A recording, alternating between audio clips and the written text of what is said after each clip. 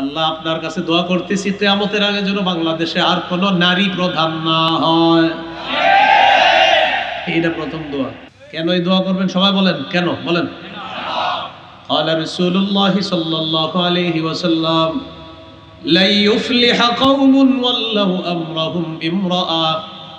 নবী বলেন ওই জাতি কিছুতেই সফল হবে না যে জাতি তাদের নেতৃত্বে কোনো নারীকে বসায়।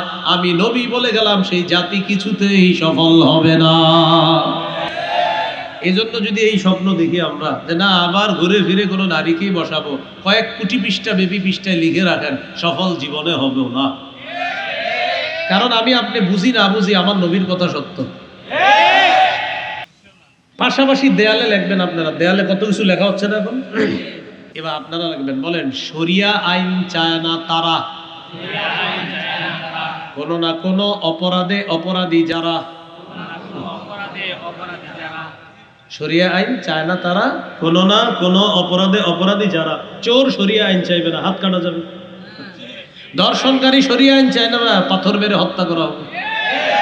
এই জন্য শরিয়া আইন কোন চোর কোনোদিন চাইবে না। কারণ চোর যদি শরিয়া আইন যদি প্রতিষ্ঠিত হয় তাহলে আপনার বিগত দিনের চুরির বিচার করতে করতে আমাদের বাংলাদেশের হায়াত শেষ হয়ে যাবে।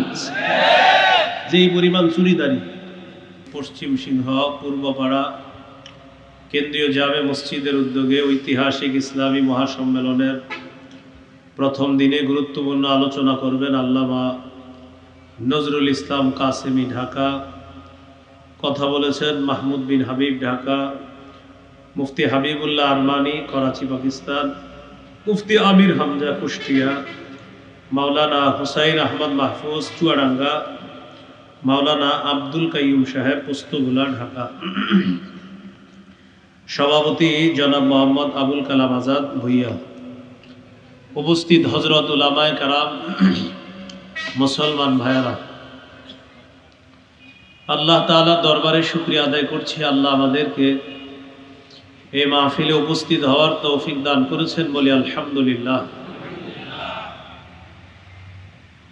আমি আপনাদের সামনে পবিত্র কোরআনের সূরাতুল বাকারার 255 নম্বর আয়াতে কারিমা তেলাওয়াত করলাম। এই আয়াতটি আপনাদের মাঝে অনেকে মুখস্থ পারেন, অনেকে দেখে দেখে পড়তে পারেন।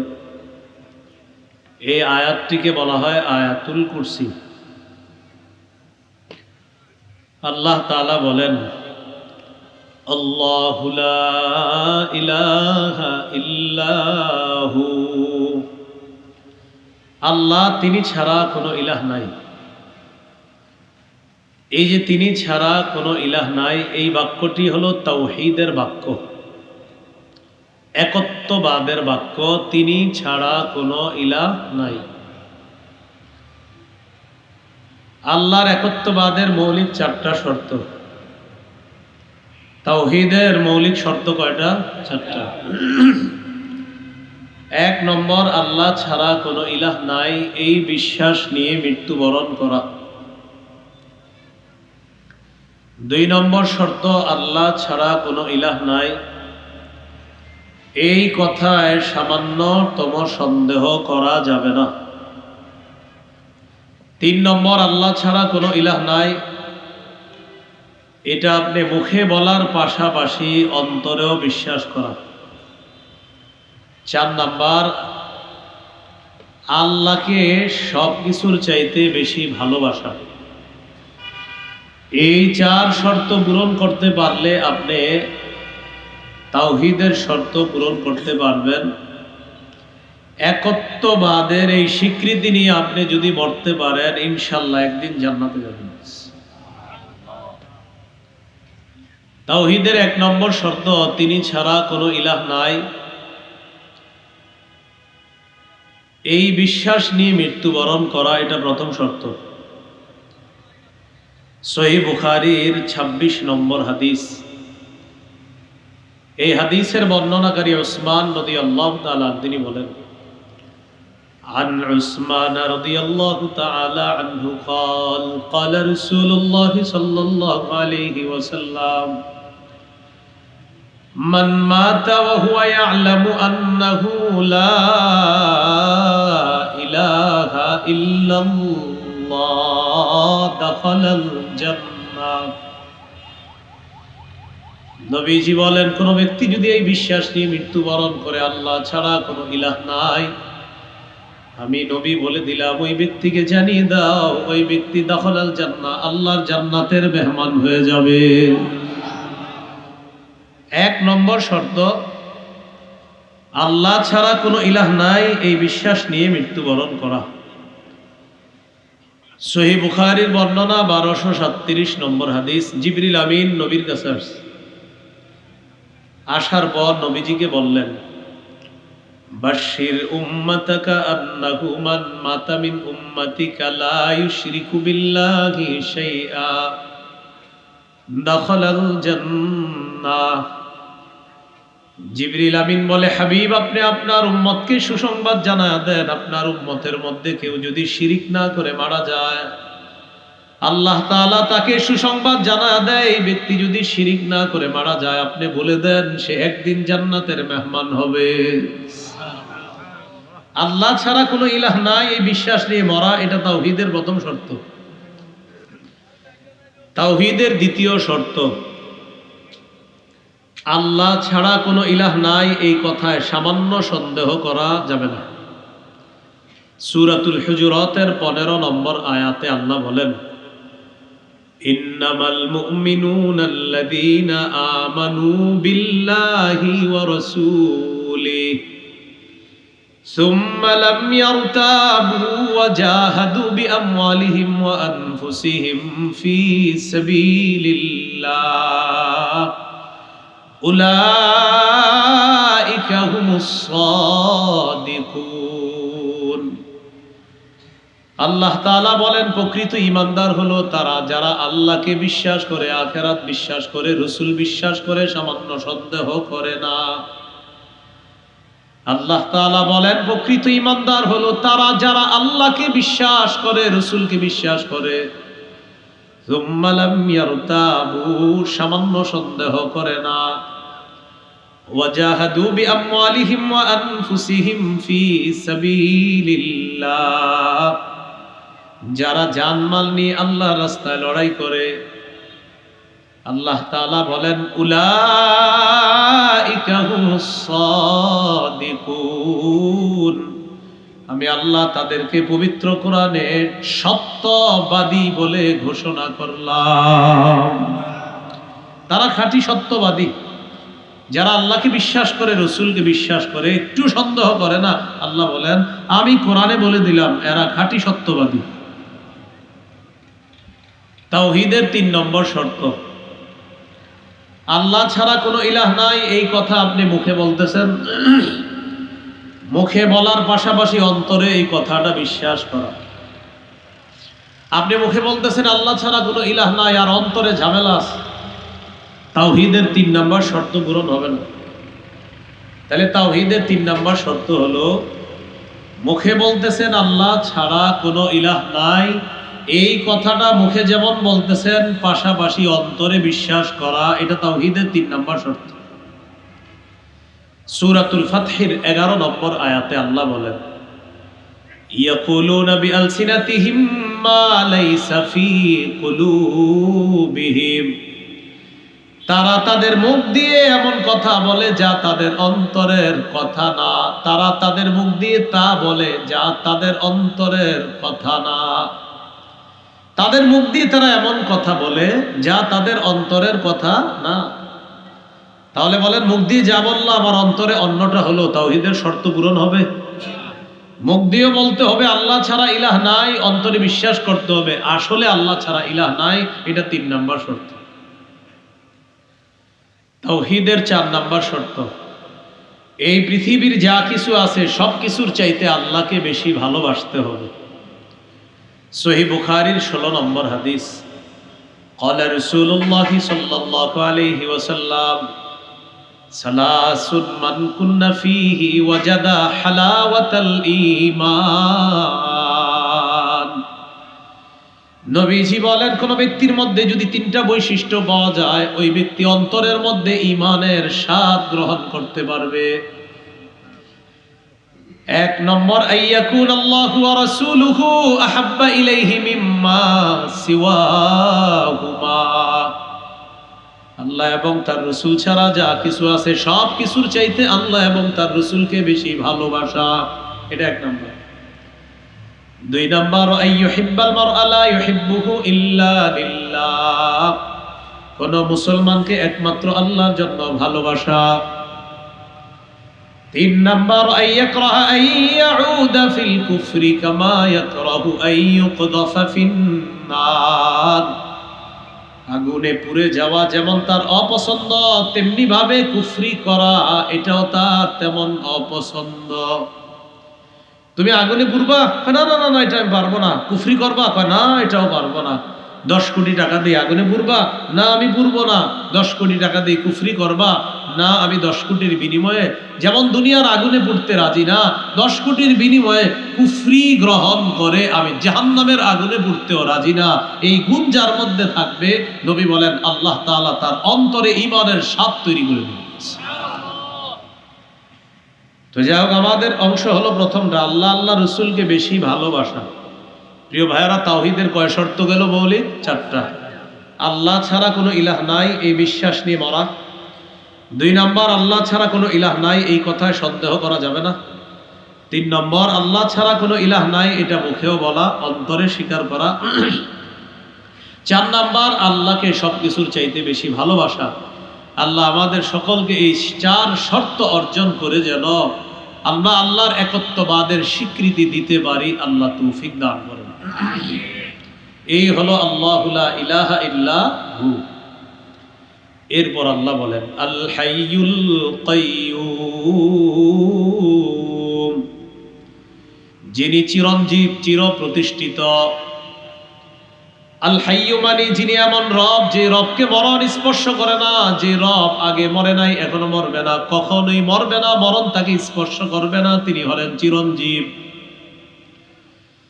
সূরা আর-রহমানের 26-27 নম্বর আয়াতে আল্লাহ তাআলা বলেন কুল্লু মান আলাইহা ফানিউ ওয়া ইয়াবকা ওয়াজহু রাব্বিকা যুল জালালি ওয়াল ইকরাম। এই পৃথিবীতে যা কিছু আছে সব ধ্বংস হয়ে যাবে, আপনার মহামহিম সম্মানের রব একমাত্র আল্লাহ থাকবে, আর সব শেষ হয়ে যাবে। তাহলে তিনি চিরঞ্জীব, মৃত্যু তাকে স্পর্শ করে না। কিন্তু আমার আপনার হালাত কি?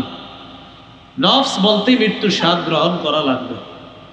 সূরা আনকাবুতের 57 নম্বর আয়াতে আল্লাহ বলেন কুল্লু নাফসিন যায়িকাতুল মাউত, প্রত্যেকটা নফস মৃত্যুর স্বাদ গ্রহণ করা লাগবে। প্রত্যেকটা নফস মৃত্যুর স্বাদ গ্রহণ করা লাগবে। এরপরে আল্লাহ বলেন আল কাইয়্যুম, যিনি চির প্রতিষ্ঠিত।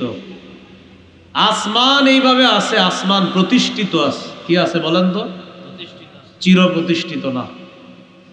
জমিন আল্লাহর হুকুমে প্রতিষ্ঠিত আছে, চির প্রতিষ্ঠিত না। আল্লাহ হুকুম করলে আসমান শেষ হয়ে যাবে, আল্লাহ হুকুম করবে জমিন শেষ হয়ে যাবে। এটা প্রতিষ্ঠিত, চির প্রতিষ্ঠিত না। আপনাদের এলাকার স্কুল কলেজের সামনে লেখা আছে দেখবেন প্রতিষ্ঠিত 1900 এত সালে, চির প্রতিষ্ঠিত না। চির প্রতিষ্ঠিত একজন, বলেন তিনি কে? এই হলো আল কাইয়্যুম, তিনি চির প্রতিষ্ঠিত। আসমান আল্লাহর হুকুমে প্রতিষ্ঠিত আছে, জমিন আল্লাহর হুকুমে প্রতিষ্ঠিত আছে। সূরা রুমের 26 নম্বর আয়াতে আল্লাহ বলেন ওয়ামিন আয়াতিহি আন তাকুমাস সামাউ ওয়াল আরদু বিআমরি। আল্লাহ তাআলা বলেন আল্লাহ নিদর্শনাবলীর মধ্যে এটা একটা নিদর্শন, আসমান তার হুকুমে দাঁড়িয়ে আছে, জমিন তার হুকুমে দাঁড়িয়ে আছে। আল্লাহ তাআলা বলেন আসমানের দিকে তাকাও, তাকায় দেখো খুঁটি ছাড়া আসমান আমি আল্লাহ কিভাবে দাঁড় করায় রাখলাম। আল্লাহ বলেন ওয়াজআলনাস সামাআ সাকফাম মাহফুজা, আমি তোমাদের জন্য এই আসমানকে সুরক্ষিত ছাদ হিসাবে স্থাপন করে দিলাম। জমিনের দিকে তাকান, এই জমিন আমাদেরকে নিয়ে নড়াচড়া করার কথা ছিল। জমিনের নিচে পানি, পানির উপরে আমরা বসে আছি সুন্দর। আপনারা সবাই এখানে বসা আছেন, উচিত ছিল জমিন আমাদেরকে নিয়ে নড়াচড়া করা। আল্লাহ বলেন জমিনের দিকে তাকাও, এটা আমার হুকুমে প্রতিষ্ঠিত আছে। কিভাবে জানো? ওয়াজআলনাল জিবালা আওতাদা, আমি এই জমিনের উপর পেরেক হিসাবে পাহাড়কে আমি আল্লাহ বসায় দিলাম। এই পাহাড়কে আমি আল্লাহ পেরেক স্বরূপ বসায় দিয়া জমিনের নড়াচড়া বন্ধ করে তোমাদের বসবাসের যোগ্য বানায়া দিলাম। বলেন আসমান কার হুকুমে প্রতিষ্ঠিত আছে? জমিন কার হুকুমে প্রতিষ্ঠিত আছে? আসমান জমিন শেষ হয়ে যাবে, হুকুম হবে কার? যখন আল্লাহর হুকুম হবে আসমানও শেষ হয়ে যাবে, জমিন শেষ হয়ে যাবে, বাকি আসমান প্রতিষ্ঠিত, জমিন প্রতিষ্ঠিত, স্কুল কলেজ ভার্সিটি মাদ্রাসা প্রতিষ্ঠিত, অনেক কিছু প্রতিষ্ঠিত, চির প্রতিষ্ঠিত না। আল্লাহ বলেন সব ধ্বংস হয়ে যাবে, শুধু একজন চির প্রতিষ্ঠিত, তিনি কাইয়ুম। তিনি কে? এটা হলো আল হাইয়ুল কাইয়ুম। এবার আমার সাথে একটু বলেন, বলেন ইয়া হাইয়ু ইয়া কাইয়ুম, ইয়া হাইয়ু ইয়া কাইয়ুম। আবার মন থেকে বলেন ইয়া হাইয়ু ইয়া কাইয়ুম। মাগরিবের নামাজের পর, এশার নামাজের পর, অথবা যে কোনো নামাজের পর মসজিদের মধ্যে আপনি বসা, আশেপাশে তাকা দেখেন ইমাম, মুয়াজ্জিন, খতিব, মুসল্লি সবাই মসজিদ থেকে বের হয়ে গেছে, আর কেউ নাই। মসজিদের এক কোনায় বসে আছেন আপনি। আগামীতে শীতকাল, চাদর মুড়ি দিলেন আর বলতে লাগলেন ইয়া হাইয়ু ইয়া কাইয়ুম। অনেকবার বললেন, বলার পর বললেন ও চিরঞ্জীব রব আল্লাহ, ও চির প্রতিষ্ঠিত রব আল্লাহ। আপনার নবী হাদিসের মধ্যে বলছে এই দুই নাম নিয়ে যেন আপনার কাছে দোয়া করি। মাবুদ আমার ব্যবসায় বরকত হয় না, মেহেরবানি করে তুমি ব্যবসায় বরকত দিয়ে দাও। মেয়েটার বিয়ের ব্যবস্থা হচ্ছে না, তুমি ব্যবস্থা করে দাও। আল্লাহ আমার সন্তান বিদেশে পাঠানোর জন্য কত চেষ্টা করতেছি, হচ্ছে না, মেহেরবানি করে তুমি ব্যবস্থা করে দাও। নবীজি বলেন এই দুইটা নাম হলো আল্লাহর ইসমে আজম। ইদা দুইয়া বিহা আজাবা, এই দুই নাম নিয়ে যদি কেউ দোয়া করে সাথে সাথে তার দোয়া আল্লাহ কবুল করে নেয়। মনে থাকবে নি? ইয়া হাইয়ু ইয়া কাইয়ুম, এটা অনেকবার বলবেন। তো আমরা যেহেতু বাঙালি মানুষ, অনেকক্ষণ বলার পর বলবেন ও চিরঞ্জীব রব আল্লাহ, ও চির প্রতিষ্ঠিত রব আল্লাহ। এই দুই নাম নিয়ে দোয়া করতে আপনার নবী বলছে আল্লাহ, এই জন্য আমি দোয়া করতেছি আমার সন্তানটা বিদেশ পাঠানোর কত চেষ্টা করতেছি আল্লাহ, হয় হচ্ছে না, আল্লাহ আপনি একটু ব্যবস্থা করে দেন। নবী বলেন এই দুই নাম আল্লাহর ইসমে আজম, এই দুই নামে ইয়াকিন করে কেউ যদি দোয়া করে ইদা দুইয়া আজাবা, দোয়া করবে তো কবুল করবেন। এই দুইটা নাম 3 সূরায় আপনারা পাবেন। কয় সূরায়? সূরা বাকারা 255, সূরা আলী ইমরান 2 নম্বর আয়াত, সূরা তাহা 111 নম্বর আয়াত। সূরা বাকারা 255 যেটা আমি তেলাওয়াত করলাম, আল্লাহু লা ইলাহা ইল্লা হুয়াল হাইয়ুল কাইয়্যুম। সূরা আলী ইমরানের 2 নম্বর আয়াত, আলিফ লাম মিম, আল্লাহু লা ইলাহা ইল্লা হুয়াল হাইয়ুল কাইয়্যুম। সূরা তাহা 111, ওয়া'নাতিল ওয়ুজুহু লিল হাইয়িল কাইয়্যুম। বলেন তো এই দুইটা নাম কি? ইসমে আজম। এই দুই নাম নিয়ে যদি দোয়া করেন আল্লাহ দোয়া কবুল করবেন। এই হলো আল হাইয়ুল কাইয়্যুম। এরপরে আল্লাহ বলেন লা তাখুযুহু সিনাতু ওয়ালা নাওম। আল্লাহ তাআলাকে তন্দ্রা স্পর্শ করে না, নিদ্রা স্পর্শ করে না। প্রিয় ভাইরা, তন্দ্রা কাকে বলে? হ্যাঁ, জীবনে মানে ঘুমান না, তন্দ্রা। লা তাখুযুহু, তন্দ্রা স্পর্শ করে না, ওয়ালা নাওম, নিদ্রা স্পর্শ করে না। আল্লাহ নবী বলেন ইন্নাল্লাহা লা ইয়ানামু ওয়া লা ইয়ানবাগি লাহু আন ইয়ানাম। নবীজি বলেন নিশ্চয়ই আল্লাহ তাআলা ঘুমান না, ঘুমানো আল্লাহর জন্য শোভা পায় না। সুবহানাল্লাহ। নবীজি বলেন আল্লাহ তাআলা ঘুমান না, ঘুমানো আল্লাহর জন্য শোভা পায় না। আল্লাহ ঘুমান না, ঘুমানো আল্লাহর জন্য শোভা পায় না। এই হলো আপনার লা তাখুযুহু সিনাতু ওয়ালা নাওম। এরপরে আল্লাহ বলেন লাহু মা ফিস সামাওয়াতি ওয়া মা ফিল আরদ। লাহু তার জন্যই, মা ফিস সামাওয়াতি ওয়া মা ফিল আরদ, আসমান জমিনের যা কিছু আছে সব কার? আল্লাহ।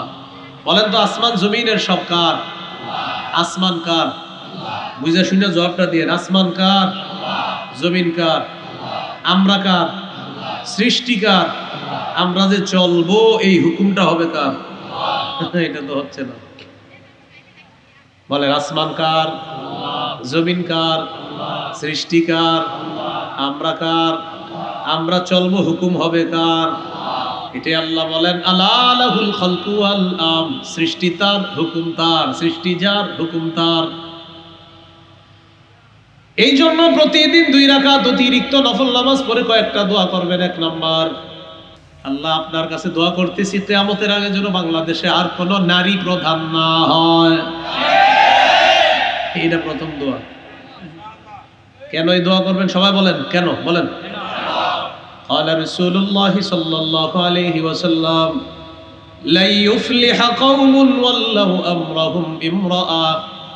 নবী বলেন ওই জাতি কিছুতেই সফল হবে না যে জাতি তাদের নেতৃত্বে কোনো নারীকে বসায়। আমি নবী বলে গেলাম সেই জাতি কিছুতেই সফল হবে না। এজন্য যদি এই স্বপ্ন দেখি আমরা যে না আবার ঘুরে ফিরে কোনো নারীকেই বসাবো, কয়েক কোটি পৃষ্ঠা বেবি পৃষ্ঠায় লিখে রাখেন, সফল জীবনে হবেও না। কারণ আমি আপনি বুঝি না বুঝি আমার নবীর কথা সত্য। 2 রাকাত অতিরিক্ত নফল নামাজ পড়ার পর এটা প্রথম দোয়া।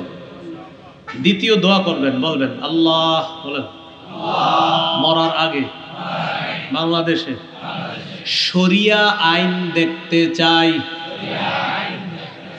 এটা 2 নম্বর দোয়া। পাশাপাশি দেয়ালে লিখবেন আপনারা। দেয়ালে কত কিছু লেখা হচ্ছে না এখন, এবার আপনারা লিখবেন, বলেন শরিয়া আইন চায় না তারা, কোনো না কোনো অপরাধে অপরাধী যারা। শরিয়া আইন চায় না তারা, কোনো না কোনো অপরাধে অপরাধী যারা। চোর শরিয়া আইন চাইবে না, হাত কাটা যাবে। দর্শনকারী শরিয়া আইন চায় না, পাথর মেরে হত্যা করা হবে। এই জন্য শরিয়া আইন কোনো চোর কোনোদিন চাইবে না। কারণ চোর যদি শরিয়া আইন যদি প্রতিষ্ঠিত হয় তাহলে আপনার বিগত দিনের চুরির বিচার করতে করতে আমাদের বাংলাদেশের হায়াত শেষ হয়ে যাবে, যেই পরিমাণ চুরিদারি। এই জন্য এটাও লিখে দিবেন, গেঞ্জি বানান, যুবকরা কিছু গেঞ্জি বানান, শরিয়া আইন চায় না তারা, কোনো না কোনো অপরাধে অপরাধী যারা। তাহলে কয় নাম্বার দোয়া গেল? 2 নাম্বার। 1 নাম্বার আল্লাহ আমাদের দেশের প্রধান ভবিষ্যতে শুধু পুরুষ বানায়েন, এটা প্রথম দোয়া। দ্বিতীয় দোয়া আল্লাহ মরার আগে শরিয়া আইন দেখতে চাই। 3 নাম্বার দোয়া, বলেন আল্লাহ এমন একজন শাসক বানায় দেন, যেই শাসক মৌলিক 4টি কাজ করবে। 1 নম্বর নামাজ প্রতিষ্ঠিত করবে, 2 যাকাত প্রতিষ্ঠিত করবে, সুদ বিলুপ্ত করবে। 2 নাম্বার যাকাত প্রতিষ্ঠিত করবে রাষ্ট্রীয়ভাবে। 3 নাম্বার আমারু বিল মারুফ, নেক কাজের আদেশ করবে। 4 নাম্বার ওয়া নাহাউ আনিল মুনকার, অসৎ কাজের নিষেধ করবে। সূরা হজের 41 নম্বর আয়াতে আছে। আল্লাহ তাআলা বলেন আল্লাযীনা ইম্মাক্কান্নাহুম ফিল আরদি আকামুস সালাহ ওয়া আতাউয যাকাত ওয়া আমারু বিল মারুফ ওয়া নাহাউ আনিল মুনকার। আল্লাহ তাআলা বলেন আমি যাদেরকে দুনিয়ার ক্ষমতায় বসাই তাদের মৌলিক কাজ হবে 4টা। নামাজ কায়েম করা, যাকাত প্রতিষ্ঠিত করা, সৎ কাজের আদেশ করা, অসৎ কাজের নিষেধ করা। আমাদের দেশের এখনো স্লোগান দারিদ্র বিমোচনে ক্ষুদ্র ঋণ, তাও আবার সুদ সহ। আমরা স্লোগান পাল্টাবো দারিদ্র বিমোচনে সুদ নয় বরং যাকাত। বলেন দারিদ্র বিমোচনে সুদ না যাকাত? বলেন আমার সাথে সবাই সুদে ফকির আরো ফকির হয়, জাকাতে ফকির ধনী হয়। ফকির কি হয়? ধনী হয়। যিনি জাকাত দেয় তিনি কি আর ফিরায় নেয় না? না, জাকাতে ফকির ধনী হয়, সুদে ফকির আরো ফকির হয়। এই কথাটা মনে রাখবেন। আমাদের দেশ এখনো সুদভিত্তিক রাষ্ট্র ব্যবস্থা।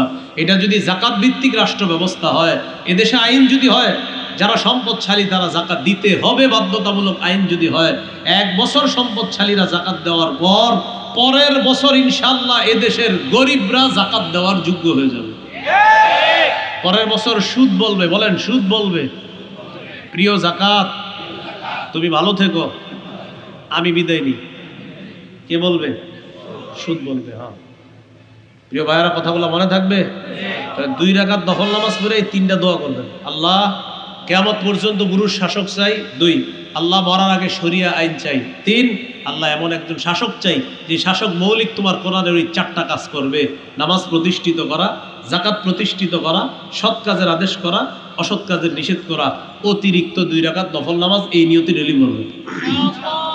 আল্লাহ তৌফিক দান করেন। আমিন। চলেন আল্লাহ কি বলেন, বলেন। আসমান কার? আল্লাহ। জমিন কার? আল্লাহ। সৃষ্টি কার? আল্লাহ। হুকুম চলবে কার? আল্লাহ। এটা আল্লাহ বলেন, আলা লাহুল খালকু ওয়াল আম। সৃষ্টি যার, হুকুম তার। লাহু মা ফিস সামাওয়াতি ওয়া মা ফিল আরদ। আসমান জমিনের যা কিছু আছে সব তার। আসমান জমিনের সব আল্লাহ। এরপরে আল্লাহ বলেন, মান যাল্লাযী ইয়াশফাউ ইনদাহু ইল্লা বিইজনিহি। আল্লাহ তাআলা বলেন, কে আছে এমন যে আল্লাহর হুকুম ছাড়া আল্লাহর কাছে সুপারিশ করতে পারে? আমি আল্লাহর অনুমতি ছাড়া সুপারিশ করার ক্ষমতা কারো নাই। আল্লাহ তাআলা বলেন, ওয়া কাম মিন মালাকিন ফিস সামাওয়াত লা তুগনি শাফাআতুহুম শাইআন ইল্লা মিন বাদি আইয়াযানাল্লাহু লিমান ইয়াশাউ ওয়া ইয়ারদা। 27 পারা 6 নম্বর পৃষ্ঠা, একদম শুরুর আয়াত সূরা নাজমে আল্লাহ তাআলা বলেন, কত ফেরেশতা আসমানের মধ্যে আছে, তাদের সুপারিশ কোনো কাজে আসবে না। আমি আল্লাহ যদি অনুমতি না দেই সুপারিশ কোনো কাজে আসবে না। আমি আল্লাহর অনুমতি লাগবে, এরপর সুপারিশ কাজে আসবে। সহিহ বুখারীর বর্ণনা, 4712 নম্বর হাদিস। কিয়ামতের ময়দানে মানুষ কঠিন বিপদের মধ্যে পড়ে যাবে। কারো কারো ঘাম এমন হবে হাঁটু পরিমাণ, কারো পা পরিমাণ, কারো কোমর পরিমাণ, কারো হবে আপনার ইলজিমুহুল আরাকু ইলজামা, ঘামের মধ্যে হাবুডুবু খাবে, কান ঘামের নিচে যাবে আর উঠবে, এমন অবস্থা হবে। আশেপাশে 70 গজ তার ঘাম ঝরিয়ে যাবে, ছড়িয়ে যাবে। বুখারী মুসলিমের বর্ণনা একজন। ওই মুহূর্তে তারা আপোষের মধ্যে বলা বলি করবে, লাউ ইস্তাশফা'না ইলা রাব্বিনা। এমন কাউকে যদি পাইতাম যে ব্যক্তি আমাদের জন্য আমাদের রবের কাছে সুপারিশ করত। এক দল আরেক দলকে পরামর্শ দিবে, আলাইকুম বিআদম, তোমরা আদমের কাছে যাও। সবাই আদম নবীর কাছে যাবে, যাওয়ার পর বলবে, আনতা আবুনা আদম, আপনি আমাদের পিতা আদম, আপনি হলেন প্রথম সৃষ্টি, আপনি হলেন প্রথম নবী। খালাকাকাল্লাহু বিয়াদিহি, আল্লাহ তাআলা আপনাকে তার কুদরতি হাত দিয়ে বানিয়েছে। ওয়া নাফাকা ফীকা মির রূহিহি, তার রূহ আপনার মধ্যে ফুঁকে দিয়েছে। ওয়া আমারাল মালাইকাতা ফাসাজাদু লাকা, ফেরেশতাদেরকে হুকুম করেছে আপনাকে সিজদা করাইছে। এই জন্য মাজারে সিজদা দেয়, এটা দিয়ে দলিল দেয় অনেকে, আদমরে সিজদা করাইছে এই জন্য তো আমরা সিজদা করি, এরকম দলিল দেয়। এই শরীয়তে এই হুকুম আর নাই এখন, বলেন কি নাই? এই হুকুম নাই। এটা আল্লাহর একটা বিধান। আল্লাহ করেছেন কেন? মানুষের শ্রেষ্ঠত্ব বাড়ানোর জন্য। তো আব্বা, ইশফা আলানা ইলা রাব্বিক, আমাদের জন্য একটু সুপারিশ করেন। আদম নবী বলবেন, নাহানি আন তিলকা শাজারা, আল্লাহ আমাকে ওই গাছের কাছে যেতে নিষেধ করছে। আমার দ্বারা একটু অন্যরকম হয়ে গিয়েছে। বাংলাটা কি বলছি বলেন? কি বলছি? অন্যরকম। ঠিক এই বাংলাটাই বলবেন নবীদের সামনে। বলেন নিসিয়ান হয়ে গেছে, বলেন বলেন নিসিয়ান। বলেন আদম নবীর নিসিয়ান হয়েছে। নিসিয়ান, বলেন নিসিয়ান। আল্লাহর কাছে এটা আল্লাহ তাআলা ক্ষমা করে দেয়। বলে নিসিয়ান যে বিষয়টা, এই বিষয়টা ধর্তব্য হয় না, এটা গুনাহ হিসাবে ধর্তব্য হয় না। এই জন্য আমরা বলি নবীরা নিষ্পাপ, নবীরা মাসুম। নিসিয়ান এটা গুনাহ না, নিসিয়ান এটা পাপ না, এটা আল্লাহ তাআলা অটোমেটিক উঠায় নিছে যে নিসিয়ান এটা মানুষের সাধ্যের বাইরের কাজ। এই জন্য কোন নবী তারা গুনাহ করেন নাই, সব নবীরা নিষ্পাপ মাসুম, এটা আমাদের আকীদা। তো আদম নবী বলবে আল্লাহ বলছে গাছের কাছে যেতে নিষেধ করছে। ওলামা হযরত এখানে আছে, আল্লাহ বলছিলেন আল্লাহ তাকরাবা হাদিহিস শাজারা, এই গাছের কাছে যায়েন না। কি বলছে বলেন, কি বলছে? তো এই জাতীয় গাছ তো আরো থাকতে পারে জান্নাতে, আদম নবী এটার কাছে না গিয়ে আরেকটার কাছে গেছে। তো ওনার বুঝায় উনি আল্লাহ বলছে এইটা, এইটার কাছে যাবেন না। তো আদম নবী ভাবছে শুধু এইটাই নিষেধ, এই জাতীয় অন্যটা নিষেধ না। মুফতি শফি রহমতুল্লাহ আলাইহি তাফসীর করছে। তো বললাম আদম আলাইহিস সালাতু ওয়াস সালাম বলেন যে আল্লাহ আমাকে বলছিল না এই গাছের কাছে যাইতে নিষেধ করছে, আমার দ্বারা একটু অন্যরকম হয়ে গেছে, আমি টেনশনে আছি। আল্লাহ যদি আজকে আমারে বলে আপনি কেন অন্যরকম করলেন, তোমরা এক কাজ করো, নূহ নবীর কাছে যাও। ফায়াতুনা নূহা, সবাই নূহ নবীর কাছে আসবে। আসার পর বলবে আনতা আউয়ালুর রুসুলি ইলা আহলিল আরদ, আপনি হলেন শরীয়তের প্রথম নবী নূহ আলাইহিস সালাতু ওয়াস সালাম। আল্লাহ তাআলা শরীয়ত দিয়ে সর্বপ্রথম আপনাকে পাঠিয়েছে। এর আগে শরীয়তের প্রয়োজন দেখা দেয় নাই, কেন জানেন? কারণ আগে একত্ববাদ ছিল, শিরিক ছিল না। যেই মাত্র শিরিক শুরু হয়ে যায় তখন হালাল হারামের বিধান শুরু হয়। আগে আল্লাহরে সবাই আল্লাহ এক মানতো, আর কোনো শিরিক করতো না। যখন শিরিক শুরু হলো, শরীয়তের প্রয়োজন দেখা দিল, এই শরীয়ত দিয়ে প্রথম নবী পাঠাইছে নূহ আলাইহিস সালাতু ওয়াস সালাম। তো আমাদের জন্য একটু সুপারিশ করেন আল্লাহর কাছে। নূহ নবী বলে আল্লাহ আমার একটা দোয়া দিছি স্পেশালি, দোয়াটা আমি আমার জাতির বিরুদ্ধে করেছিলাম। আমি আল্লাহ তাআলাকে বলেছিলাম ইন্নাকা ইন তাদারহুম ইউদিল্লু ইবাদাক ওয়ালা ইয়ালিদু ইল্লা ফাজিরান কাফফারা। আল্লাহ এদেরকে যদি ছেড়ে দেন দুনিয়া, এরাই দুনিয়ার মানুষগুলারে শেষ করে দিবে, আপনার বান্দাদেরকে তারা পথভ্রষ্ট করে ছাড়বে। আর ওরা যেই সন্তান জন্ম দিবে সবগুলো হবে ফাজের, পাপাচার, ফাসেক হবে। আল্লাহ সবগুলোর আপনি ভ্যানিশ করে দেন, শেষ করে দেন। আল্লাহ দোয়া কবুল করছে, দুনিয়াতে বন্যা দিছে, সব ধ্বংস করে দিছে। নূহ নবী বলেন আল্লাহ যদি আজকে আমাকে বলে ও নূহ পয়গম্বর, আপনি দোয়াটা কি আমার বান্দাদের পক্ষে করতে পারতেন না, আপনি তাদের বিরুদ্ধে করলেন, আর আমিও দোয়া কবুল করে নিলাম। এটা ছিল নূহ নবীর স্পেশাল দোয়া, যে দোয়াটা আল্লাহ সব নবীরই দিয়েছে স্পেশাল। দোয়া করা মাত্রই দোয়াটা কবুল হবে। আমাদের নবীকেও সেই দোয়াটা দেওয়া হয়েছে। আমাদের নবী বুদ্ধি করে ওই দোয়াটা দুনিয়াতে করে নাই। সহিহ মুসলিমের বর্ণনা, নবীজি বলেন ইখতাবাতু দাওয়াতি শাফাআতান লি উম্মতি ইয়াউমাল কিয়ামা, আমি আমার দোয়াটা মুলতবি করে রেখেছি কিয়ামতের ময়দানে উম্মতের জন্য সুপারিশ করার জন্য। নবীজি বুদ্ধি করছে, সুবহানাল্লাহ, বুদ্ধি করে দুনিয়াতে করে। আল্লাহ আমি করব না, এখন আমি কিয়ামতের মাঠে করব। তো নূহ নবী বলবে আমারে আল্লাহ যদি বলে আপনি দোয়াটা আমার বান্দাদের পক্ষে করতেন। সমস্ত ওলামায়ে কেরাম এই ব্যাপারে একমত, এটা নূহ নবীর কোনো অন্যায় না। কিন্তু ওনার মনে হবে যে না, আল্লাহ বলে ফেললে আমি কি করব, তোমরা ইব্রাহিম নবীর কাছে যাও, তিনি খলিল, আল্লাহর অন্তরঙ্গ দোস্ত। ফায়াতুনা ইব্রাহিম আলাইহিস সালাতু ওয়াস সালাম, ইব্রাহিম নবীর কাছে যাবে। যাওয়ার পর বলবে আল্লাহর কাছে সুপারিশ করেন। ইব্রাহিম নবী বলবে কদ কাযাবতু সালাসা কাযিবা, দুনিয়ার মধ্যে আমার মুখ থেকে তিনটা কথা একটু অন্যভাবে বের হয়েছে। কি বললাম? অন্যভাবে বের হয়েছে। আমি ডাইরেক্ট বলতে পারতাম, কিন্তু কথাটা একটু ঘুরে বলছি। আমারে বলছে জাতি মেলায় যাওয়ার জন্য, আমি বলছিলাম ইন্নী সাকিম, আমি অসুস্থ। আমি বুঝাইছি মানসিক অসুস্থ, তারা বুঝছে শারীরিক অসুস্থ। আল্লাহ যদি আমাকে বলে আপনি এমন বাক্য এমন শব্দ কেন বললেন, যেই শব্দে জাতি বুঝছে আপনি শারীরিক অসুস্থ, আর আপনি বুঝাইছেন মানসিক অসুস্থ। মানসিক অসুস্থ মানে মেলায় যাওয়াটা, এটা তো মানসিক অসুস্থতা। তো সব ওলামায়ে কেরাম একমত ইব্রাহিম নবীর এটা কোনো অন্যায় হয় না, কিন্তু ওনার মনে হবে যদি আল্লাহ বলে আপনি এমন বাক্য কেন বললেন। 2 নাম্বার, তারা মেলা যাওয়ার পর তাদের খোদাদের ঘরে আমি ঢুকলাম।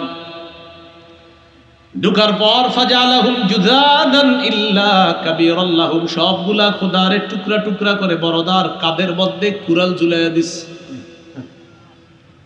এখন সবাই আসছে, আসার পর ডাক দিছে, ডাক দেওয়ার পর বলে মান ফাআলা হাযা বিআলিহাতিনা ইয়া ইব্রাহিম, ইব্রাহিম আমাদের খোদাদের সাথে এই আচরণ কে করছে?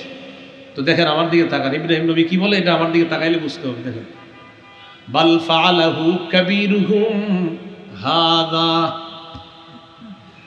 বাল ফাআলাহু কাবীরুহুম হাযা, তাদের এই বড়টা, ইব্রাহিম নবী বললেন তাদের এই বড়টা, তাদেরকে সাইজ করছে ইব্রাহিম নবীর উদ্দেশ্য তাদের চেয়ে বড় হলাম আমি। মূর্তির চেয়ে তো মানুষ বড়। আল্লাহ তাআলা যদি আমাকে বলি ইব্রাহিম এমন কথা কেন বললেন যেই কথায় তারা মনে করছে তাদের বড় খোদা সবগুলারে মারছে, আর আপনার উদ্দেশ্য ছিল আপনি, এটাকে বলা হয় কথা বিদ্যা। বলেন কি বিদ্যা? কথা শাস্ত্র। আমাদের মাদ্রাসাগুলোতে এই কথা শাস্ত্রের প্রায় ৩-৪টা কিতাব পড়ানো হয় শুধু কথা শাস্ত্রের। বালাগাত। তো ইব্রাহিম আলাইহিস সালাতু ওয়াস সালাম বলবেন যে আল্লাহ তাআলা যদি আমাকে বলে আপনি এমন বাক্য বলছেন, এরা বুঝছে কি ওই বড় মানি ওইটা আপনি বুঝাইছেন আপনি। ৩ নাম্বার, মিশরের উপর দিয়ে রওনা করছি আমার বিবিকে নিয়ে, সারা আলাইহা সালাতু ওয়াস সালাম। মিশরের তৎকালীন বাদশার নাম সিনান ইবনে আলওয়ান, চরিত্রটা বড় খারাপ। আমার বিবিকে তার সামনে নেওয়া হলো, নেওয়ার আগে আমি বললাম তুমি বাদশাকে বলবা তুমি আমার বোন হও, বিবি হও, এটা বলবা না। কিভাবে? আমি আদমের সন্তান ইব্রাহিম, তুমি আদমের সন্তান সারা, সেই হিসেবে আমরা ভাই বোন, এটা কে বলবা? তো আল্লাহ আমার উদ্দেশ্য এটা, কিন্তু আল্লাহ তাআলা বলবে তোমার ইব্রাহিম আপনার উদ্দেশ্য ছিল আপনি আদমের ছেলে আর সারা আদমের মেয়ে। সব উলামায়ে কেরাম একমত যে একজন লম্পট থেকে তার বিবিরে বাঁচানোর জন্য এই কথা বলা এটা কোনো অন্যায় না, বরং এটা প্রশংসার দাবি রাখে। তো ইব্রাহিম নবী বলবে আল্লাহ যদি বলে এমন বাক্য কেন বললেন যেই বাক্যে মানুষ মনে করছে সে আপনার আসলে বোন কিন্তু আসলে তো আপনার বিবি।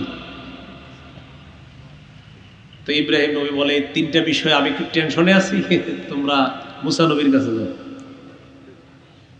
ফায়াতুনা মুসা, সবাই মুসা নবীর কাছে যাবে। যাওয়ার পর বলবে আনতা কালিমুল্লাহ ইসতাফাকাল্লাহু বিরিসালাতিহি ওয়া বিকালামিহি, আল্লাহ তাআলা আপনাকে রিসালাত দিয়েছেন, আল্লাহ আপনার সাথে কথা বলতেন, আপনি তুর পাহাড়ে যাইতেন, আল্লাহ আপনার সাথে কথা বলতেন, আপনি বলতেন, আল্লাহ বলতেন। সুবহানাল্লাহ। আজকে একটু আমাদের পক্ষে আল্লাহর সাথে কথা বলেন। মুসা নবী জবাব দিবে দুনিয়াতে একজনে ঘুষি মারছে, মরে গেছে। আল্লাহ তাআলা বলেন ফাওয়াকাযাহু মুসা ফাকাদা আলাইহি, মুসা নবী ঘুষি মারছে, মরে গেছে। সাথে সাথে বলছে ক্বালা হাদা বিন আমালিশ শাইতান, এটা শয়তানের কাজ। মুসা নবী নিজেই বলতেছে ইন্নাহু আদুউম মুদিল্লুম মুবিন, সে শত্রু, সে পথভ্রষ্টকারী, সে স্পষ্ট পথভ্রষ্টকারী। পরে মুসা নবী বলছে ক্বালা রাব্বি ইন্নী যালামতু নাফসি ফাগফিরলি, আল্লাহ আমারে আপনি ক্ষমা করেন, আমি এটা কি করলাম। তখনও কিন্তু তিনি নবী না, তখন তিনি ফেরাউনের সন্তান হিসাবে পরিচিত। কার সন্তান? ফেরাউনের। মুসা নবী, হ্যাঁ, বয়স 25-এর কাছাকাছি। তো তখন তিনি বলতেছে আল্লাহ আমাকে মাফ করেন। আল্লাহ কোরআনে বলতেছেন ফাগফারাল্লাহ, আমি সাথে সাথে মাফ করে দিস। তো যেটা মাফ সেটার তো আর কোনো সমস্যাই নেই। তো মুসা নবীর টেনশন, আল্লাহ যদি বলে আপনি এমন আঘাত কেন করছেন যেটাতে একটা মানুষ মরে যাবে। তোমরা ঈসার কাছে যাও, সবাই ঈসা নবীর কাছে যাবে। হাদিসে আসছে লাম ইয়াজকুর জাম্বা, ঈসা নবী কোনো কিছু না বলে জাতিকে বলবে এদিক সেদিক গিয়ে লাভ নাই, আমার সাথে আসো। আমাদের নবী বলেন ফায়াতুনি, সবাই দলে দলে আমার কাছে আসবে। আসার পর সবাইকে নিয়ে আমি রওনা করব। আতি তাহতাল আরশ, আরশের নিচে আসবো। আকাউ সাজিদান লিরাব্বি, রবের কাছে সিজদায় পড়ে যাব। ওয়া আহমাদুহু বিতাহমিদিন ইউআল্লিমুনি, আল্লাহ আমারে যে সমস্ত প্রশংসার বাক্য শিখিয়ে দিবে এই বাক্যে আল্লাহর প্রশংসা করব। এরপর আল্লাহ আমাকে 4টা হুকুম করবে। ইরফা রাসা, হাবিব মাথা উঠান। 2 কুল তুসমা, আপনি বলেন আপনার কথা শোনা হবে। 3 সাল তুত, আপনি চান আপনাকে দেওয়া হবে। 4 ওয়াশফা তুশাফা, আপনি সুপারিশ করেন মঞ্জুর করা হবে। নবীজি সুপারিশ করবে, তখন আল্লাহ তাআলাকে বলবে আল্লাহ বিচার ব্যবস্থা শুরু করেন। তখন আল্লাহ বিচার ব্যবস্থা শুরু করবে। এটাই আল্লাহ বলতেছেন আমার হুকুম ছাড়া নবীও সুপারিশ করবে না, আমি হুকুম করব সুপারিশ করেন। তারপর নবী সুপারিশ করবে। মান যাল্লাযী ইয়াশফাউ ইনদাহু ইল্লা বিইজনি, তার হুকুম ছাড়া কে আছে তার কাছে সুপারিশ করবে? এরপরে আল্লাহ বলেন ইয়ালামু মা বাইনা আইদিহিম ওয়া মা খালফাহুম, তাদের ডানে বামে সামনে পিছনে যা আছে সব আল্লাহ জানে। আমি কথা বলতেছি আল্লাহ জানে, শোনে। আমি আস্তে বলি শোনে, আমি মুখ বন্ধ রেখে মুখের ভিতরে উচ্চারণ করি এটাও শোনে জানে।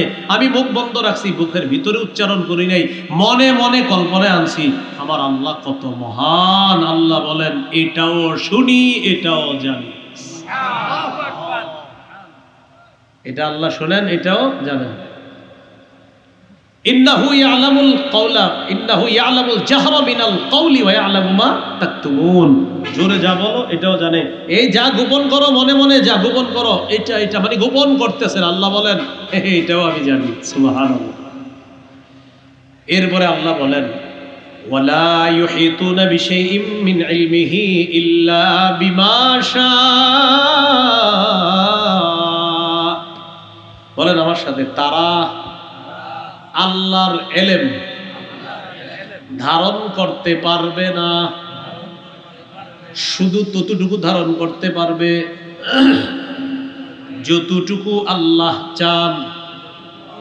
তাহলে তারা আল্লাহর এলেম ধারণ করতে পারবে না, ততটুকু পারবে যতটুকু আল্লাহ তাআলা চান। এখন আল্লাহ তাআলা কতটুকু চান একটু দেখি আমরা। সহিহ বুখারীর 122 নম্বর হাদিস, কি নাম? তাফসিরে জালালাইনে আছে খিজির খজির, উভয়টা জায়েজ। আর বুখারীতে আছে খজির। আমার কাছে খজির বলতে বেশি ভালো লাগে, এজন্য আমি খজির বলি, আপনারা খিজির বলেন, এটাও জায়েজ আছে। খজির এটা আমার ভালো লাগে। খজির মুসা আলাইহিস সালাতু ওয়াস সালামের সাথে সাক্ষাৎ। মুসা আলাইহিস সালাম খজিরকে বললেন হাল আত্তাবিউকা আলা আন তুআল্লিমানি মিম্মা উল্লিমতা রুশদা, আমি কি আপনার অনুসরণ করতে পারি? যে এলেম আল্লাহ আপনাকে জানাইছে ওই এলেম আমারে শিক্ষা দিবেন? খজির জবাব দিলেন না, পারেন না। ইন্নাকা লান তাসতাতিআ মাইয়া সাবরা, ও মুসা আপনি আমার সাথে ধৈর্য ধারণ করতে পারবেন না। মুসা নবী বললেন কেন? খজির জবাব দিলেন ইন্নী আলা ইলমিম মিন ইলমিল্লাহ আল্লামানি লা তা'লামুহু আনতা, আমি আল্লাহর পক্ষ থেকে এমন এলেম জানি যে এলেম আপনার জানা নাই। আমি আল্লাহর পক্ষ থেকে এমন এলেম জানি যে এলেম আপনার জানা নাই। কে বললেন? খজির। ওয়া আনতা আলা ইলমিম মিন ইলমিল্লাহি আল্লামাকাহু লা আ'লামু, আর আল্লাহ আপনাকে যে এলেম জানিয়েছে এই এলেম আমার জানা নাই। অর্থাৎ আমার বিদ্যা যেটা আল্লাহ জানাইছে এটা আপনি জানেন না, আপনার বিদ্যাটা আমি জানি না। আপনারটা শরীয়তের বিদ্যা, আর আমারটা আল্লাহ প্রদত্ত একটা বিদ্যা। আপনারটাও আল্লাহ প্রদত্ত, কিন্তু আপনারটা শরীয়তের ফয়সালা করেন, আর আমারটা আল্লাহ যেটা দিয়েছেন এটা এমন একটা বিদ্যা যেই বিদ্যা আমি যখন আপনার সামনে দেখাবো আপনার মেজাজ খারাপ হয়ে যাবে। কি খারাপ হয়ে যাবে? আপনি এমনি মেজাজ খারাপ লোক, মুসা নবীর বলে আপনার এমনি মেজাজ খারাপ, আর আপনি আমার সাথে চইলা যা দেখবেন আপনার মেজাজ আরো খারাপ হবে।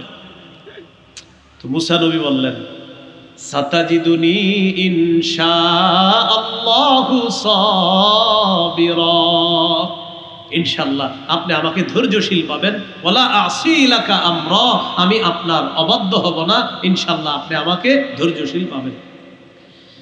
এখানে একটা বিষয়, একটা হলো শরীয়তের বিদ্যা, আরেকটা হলো অন্য বিদ্যা। এই বিদ্যা দিয়ে আবার ইদানিং কালের কিছু মানুষ বলতে চায় নামাজ পড়ে না, রোজা রাখে না। তো যদি জিজ্ঞাসা করেন ভাই নামাজ পড়েন না কেন? হ্যাঁ বুঝবা না। কি কয়? এরকম মাথাটা নাড়া দিবেন। তা আপনি বলবেন ভাই আপনি নামাজ পড়ছেন সেটা কয়, নামাজ কি তো করে দেখায় পড়বো? বলবেন। তা আপনি মসজিদে নামাজ পড়েন না কেন? কয় মসজিদে সবাই দেখবে এই জন্য নামাজ পড়ি না। আচ্ছা ঘরে পড়েননি? ঘরেও তো বিবি আছে, আব্বা আছে, আম্মা আছে, এই জন্য ঘরে পড়ি না। তো পড়েন কই? হ্যাঁ এটা বুঝবো না। এই যে এটা মাথাটা লাড়া দিবে। আপনি তখন সাথে সাথে বলবেন বুঝে ফেলছি আমি। হ্যাঁ বলবে কি বুঝছো? আপনি বলবেন আপনি ভণ্ড, আপনারা যে এগুলো শিখাইছে ও ভণ্ড, ওর অনুসারী সব ভণ্ড। বলবেন এটাই বুঝছি।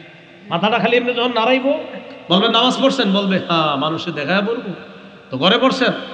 সেখানেও তো আব্বা দেখবে, আম্মা দেখবে, স্ত্রী দেখবে। তাহলে পড়েন কই? হ্যাঁ এটাই তো বুঝবা না। আপনি বলবেন বুঝছি। কি? আপনি ভণ্ড। কি বলবেন? হে আম করে বুঝায় মাথা লড়ায় লড়ায় যে হে কি বুঝছি। তো মুসা আলাইহিস সালাতু ওয়াস সালাম আর খজির সমুদ্রের পাশ দিয়ে চলতেছে। যাইতে যাইতে নৌকার মাঝিওয়ালার সাথে খজিরের কথা, ও মাঝিওয়ালা ভাই, আমাদেরকে একটু নৌকা উঠাও। মাঝি খজির আলাইহিস সালামকে চিনে ফেলছে। খজির নদীর আশেপাশে থাকে তো, মাঝি চিনে ফেলছে। খজিরের কাছেও ভাড়া নাই, মুসা নবীর কাছেও ভাড়া নাই। আমাদেরকে উঠাও, ভাড়া নাই কিন্তু সমস্যা নেই, উঠেন। ফাহমালু হুমা বিলা নাউলিন, দোনোজনরে ভাড়া ছাড়া উঠাইছে। উঠানোর পর নৌকা চলতেছে, ইতিমধ্যে একটা চড়ুই পাখি নৌকার মধ্যে এসে বসছে। খুব আসল জায়গাটা আসছে। চড়ুই পাখি আইসা বসার পর নৌকার এক কিনারায় বসে চড়ুই পাখি তার ঠোঁটটা সমুদ্রের মধ্যে ডুবাইছে। ডুবানোর পর ঠোঁট উঠাইছে, উঠানোর পর একবার বা দুইবার ডুবাইছে। নাকরা নাকরাতান আও নাকরাতাইন, একবার বা দুইবার ঠোঁটটা ডুবিয়ে উঠিয়েছে। ঠোঁটের ভিতরে আধা কেজি বা পৌনে এক পা পানি আসছে। হ্যাঁ, কি বলো আপনার কি? হ্যাঁ, কতটুকু? একেবারে। খজির বললেন, মুসা, চড়ুই পাখির মুখে যে পানির ফোঁটাটা আসছে, এতে কি সমুদ্রের কমেছে? মুসা নবী কয়, না। সমুদ্রের তুলনায় চড়ুই পাখির মুখের ওই ঠোঁটের লেগে থাকা এক ফোঁটা পানি যেমন, এতে সমুদ্রের কাছে যেমন এটারে ধর্তব্য হয় না, আমার আপনার এলেম আল্লাহর এলেমের কাছে চড়ুই পাখির ঠোঁটের ওই ফোঁটার মতো, আর আমাদের এলেমের তুলনায় আল্লাহর এলেম গোটা সমুদ্রের মতো।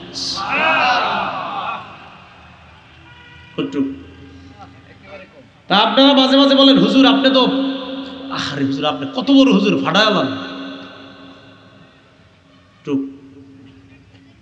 নবীর এলেমকে যদি এতটুকু বলা হয় চড়ুই পাখির এলেমের কাছে, আমগো অবস্থা কি? এই জন্য যদি কোরআন হাদিসে একটা বিদ্যা অর্জন করেন, সাথে সাথে অনেক বেশি বলবেন আলহামদুলিল্লাহ, আলহামদুলিল্লাহ, আলহামদুলিল্লাহ। অহংকার যেন কাজ না করে। সূরা একটা মুখস্থ করছেন, আলহামদুলিল্লাহ। আপনার ছেলেটা হাফেজ হয়েছে, আলহামদুলিল্লাহ। আপনার মেয়েটা হাফেজা হয়েছে, আলহামদুলিল্লাহ। মেয়েটা কোরআন পড়তে পারে, আলহামদুলিল্লাহ। অহংকার যেন কাজ না করে। কেন? আমি আপনি আমরা তো সামান্য একটু পাইছি, তাও ওই সামান্য একটু ভাগ করে যতটুকু পাইছি, এতে তো আমাদের অহংকার করার কিছু নাই। তো এটাই বলতেছে আল্লাহ তাআলা, ওয়ালা ইউহিতুনা বিশাইইম মিন ইলমিহি ইল্লা বিমা শা।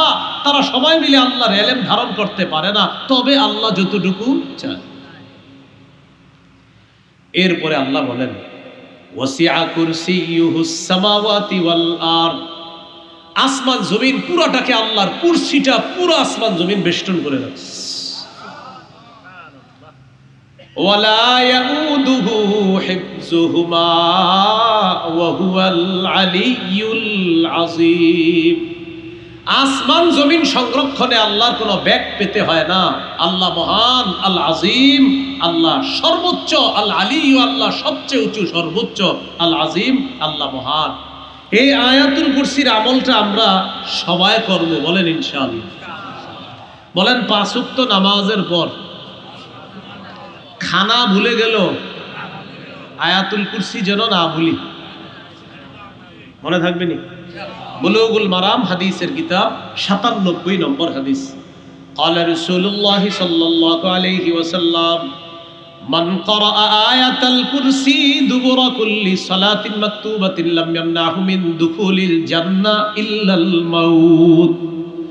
নবীজি বলেন, প্রত্যেক ফরজ নামাজের পর কেউ যদি আয়াতুল কুরসি পড়ে, তার আর জান্নাতের মাঝে বাধা শুধু মৃত্যু, মরবে আর জান্নাতে প্রবেশ করবে।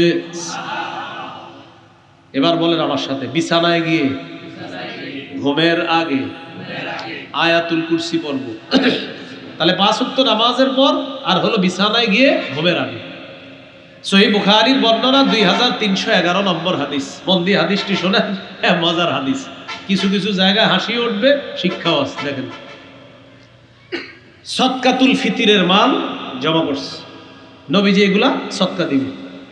আবু হুরায়রা রাদিয়াল্লাহু তাআলা আনহুকে পাহারাদার বানাইছে, তুমি পাহারা দিবা মালগুলা। তা আবু হুরায়রা রাদিয়াল্লাহু তাআলা আনহু বলেন, ওয়াক্কালানি রাসূলুল্লাহ সাল্লাল্লাহু আলাইহি ওয়াসাল্লাম ফি হিফজি যাকাতি রমাদান।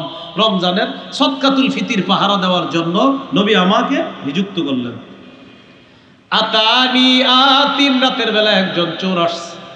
ফাজালা ইয়াহসু মিনাত তাআম, চোর খাবারের মধ্যে হাত দিস, সদকাতুল ফিতরের সম্পদের গুডাউনে হাত দিস।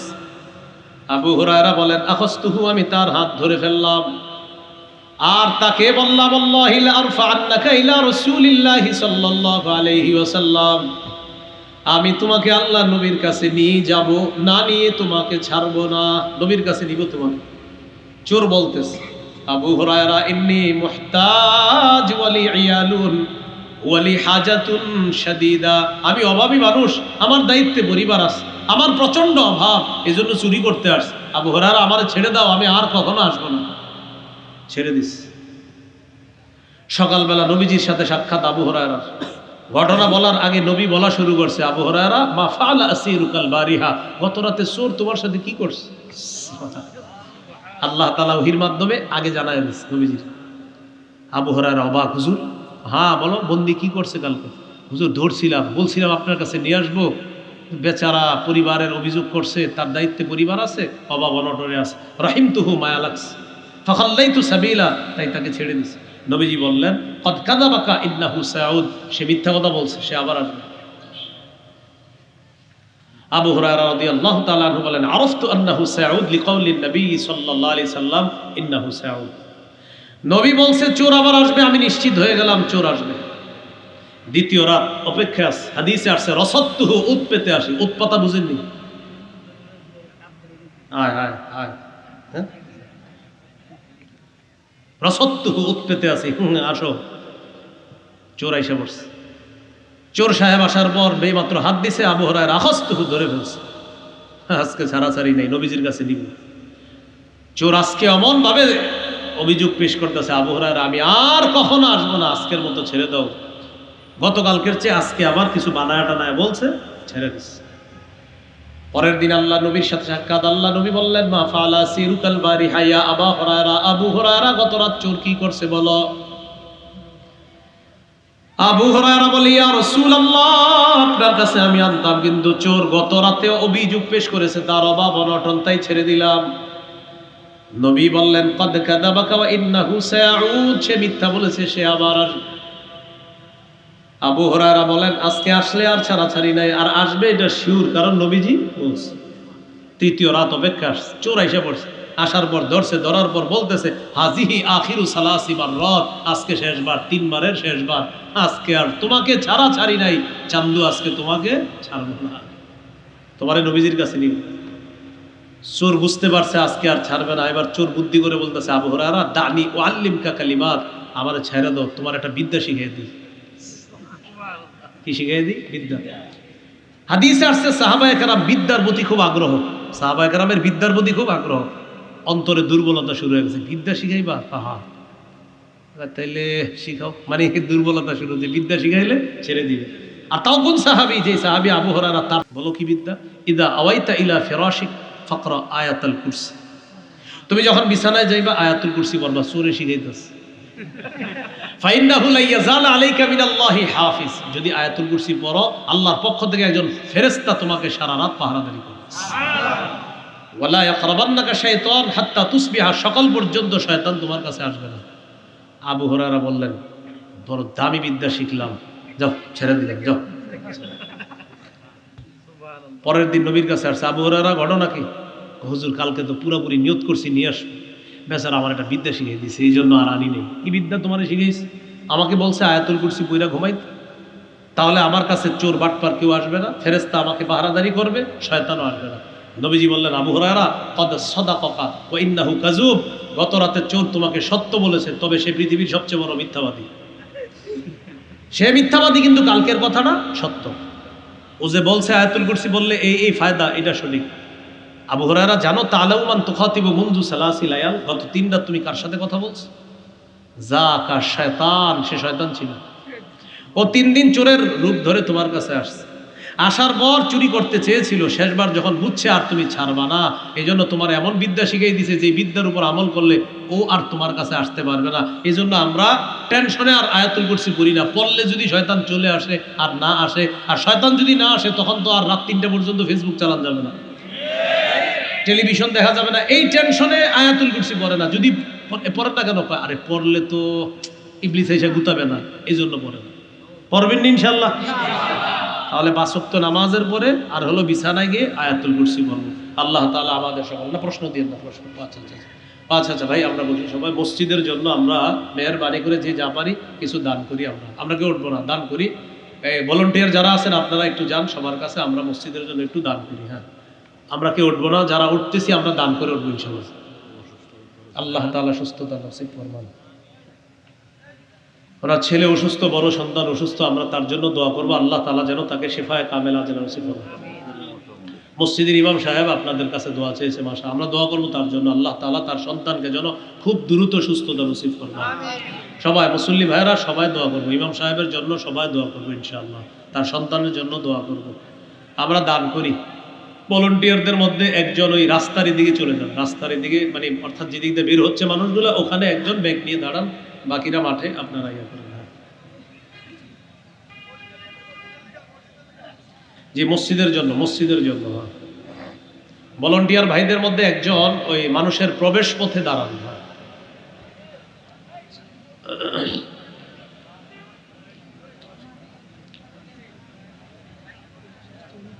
اللهم صل على محمد وعلى آل محمد كما صليت. اللهم صل على محمد وعلى آل محمد كما صليت على إبراهيم وعلى آل إبراهيم إنك حميد مجيد. اللهم بارك على محمد وعلى آل محمد كما باركت على إبراهيم وعلى آل إبراهيم إنك حميد مجيد. اللهم صل على محمد وعلى آل محمد كما صليت على إبراهيم وعلى آل إبراهيم إنك حميد مجيد. اللهم الحمد لله رب العالمين والعاقبة للمتقين والصلاة والسلام على سيد الأنبياء المرسلين وعلى آله وأصحابه أجمعين. ربنا ظلمنا أنفسنا وإن لم تغفر لنا وترحمنا لنكونن من الخاسرين. মাবুদ মেহেরবান মাওলা, আল্লাহ 2 দিন ব্যাপী মাহফিলের প্রথম দিনের আয়োজনকে আপনি কবুল করে নেন। আল্লাহ মেহেরবানি করে আল্লাহ আমরা যারা আজকে আয়াতুল কুরসির আলোচনাটা শুনলাম, আমি সহ আমরা সবাই যেন আমল করতে পারি তৌফিক দান করেন। আল্লাহ তাওহীদের 4টি শর্ত আমরা শুনেছি মাওলা, এই 4 শর্ত পূরণ করে যেন আমরা কবরে যেতে পারি তৌফিক দান করেন। আল্লাহ আমরা লাহু মা ফিস সামাওয়াতি ওয়া মা ফিল আরদ এই আয়াতের আলোচনা শুনেছি। আসমান আপনার, জমিন আপনার, সৃষ্টি আপনার, হুকুমও চলবে আপনার। আল্লাহ আমাদের এই দেশে আপনি ইসলামী আইন চালু করে দেন। আল্লাহ আপনার কোরআনের বিধান চালু করে দেন। আল্লাহ এমন একজন শাসক আপনি আমাদের দেশে তৈরি করেন, যে শাসক নামাজ প্রতিষ্ঠিত, যাকাত আদায়, সৎ কাজের আদেশ, অসৎ কাজের নির্দেশ, অর্থাৎ আপনি কোরআনে যে মৌলিক 4টা গুণ বলছেন, এমন 4 গুণওয়ালা শাসক আমাদের দেশে আপনি তৈরি করে দেন। আল্লাহ আমাদেরকে আপনি কবুল করেন। আল্লাহ অহংকার, হিংসা, বিদ্বেষ থেকে আমাদেরকে হেফাজত করেন। আল্লাহ মানজাল্লাযী ইয়াশফাউ ইনদাহু ইল্লা বিইজনি, আল্লাহ কি বড় ধমক, আপনার অনুমতি ছাড়া কেউ সুপারিশও করতে পারবে না। ও মাবুদ মেহেরবান মাওলা, আমাদের অবস্থা কি কত ভয়ঙ্কর হবে আল্লাহ। তবে আমরা আশাবাদী, আপনি যেইভাবে আজকে রহমতের চাদরে আমাদেরকে আবদ্ধ করেছেন মাওলা, এইভাবে রহমতের চাদরে আবদ্ধ করে আমাদেরকে পুল সিরাত পার করে জান্নাতে পৌঁছায়া দিয়েন। আল্লাহ মসজিদের ইমাম সাহেব, তার বড় সন্তান অসুস্থ মাওলা। আল্লাহ আলেম মানুষ আমার কানে কানে বলছে মাওলা, আহারে কতটা অসহায় বয়ে বলছে মাওলা, মেহেরবানি করে তার সন্তানটাকে সুস্থতা নসিব ফরমান। আল্লাহ মুসল্লিদেরকে নিয়ে বলতেছি, আল্লাহ তার সন্তানটাকে আপনি সুস্থ বানায়া দেন। আল্লাহ ইমাম সাহেবের সন্তানটাকে আপনি সুস্থ বানায়া দেন। আল্লাহ তাকে আপনি পরিপূর্ণ সুস্থ বানায়া দেন। আল্লাহ কতগুলো মানুষ আমিন বলতেছি। আল্লাহ আল্লাহ তার সন্তানটাকে আপনি সুস্থ বানায়া দেন। আল্লাহ তার সন্তানটাকে সুস্থ বানায়া দেন। আল্লাহ ভগ্ন হৃদয়ে কত সুন্দরভাবে বলছে, হুজুর আমার ছেলেটা অসুস্থ, আল্লাহর কাছে দোয়া করেন। আল্লাহ মেহেরবানি করে তার সন্তানটাকে আপনি সুস্থ বানায়া দেন। এলাকার যারা অসুস্থ সকলকে সুস্থ বানায়া দেন। যারা ঋণী ঋণ পরিশোধের ব্যবস্থা করে দেন। আল্লাহ যারা অভাবী অভাব দূর করে দেন। আল্লাহ আপনার কাছে আমার বিশেষ একটা আবদার, আজকে এলাকায় যাদের সামনে বসলাম, যারা আমার সামনে বসছে, সবার সাথে আবার জান্নাতে দেখা করায়া দিয়েন। আল্লাহ এই আরজিটা আপনি কবুল করে নেন। আল্লাহ আজকে থেকেই যেন আয়াতুল কুরসির আমলটা করতে পারি তৌফিক দান করেন। আজকে আমার যে ভাই বোনেরা এখন বাড়িতে যাবে, তারা বিছানায় গিয়ে ঘুমাবে, ঘুমের আগেই যেন আমলটা করে সবাই ঘুমায়। আজকে থেকেই যেন আমলটা চালু করতে পারি সবাই। আল্লাহ তৌফিক দান করেন। আমাদের দোয়া আপনি কবুল করেন। আল্লাহ আমাদের দোয়া আপনি কবুল করেন। আল্লাহ সফরে আসি, সফরকে নিরাপদ বানায়া দেন। জানমালের অ্যাক্সিডেন্ট থেকে আমাকে আমাদের সকলকে হেফাজত করেন। আল্লাহ আমার মতো অনেকে উলামা একরাম সফরে আছে, সবার সফরকে নিরাপদ এবং নির্বিঘ্ন আপনি করে দেন। ربنا تقبل منا إنك أنت السميع العليم وتب علينا إنك أنت التواب الرحيم صلى الله تعالى على خير خلقه محمد وعلى آله وأصحابه أجمعين سبحان ربك رب العزة عما يصفون وسلام على المرسلين الحمد لله رب العالمين السلام عليكم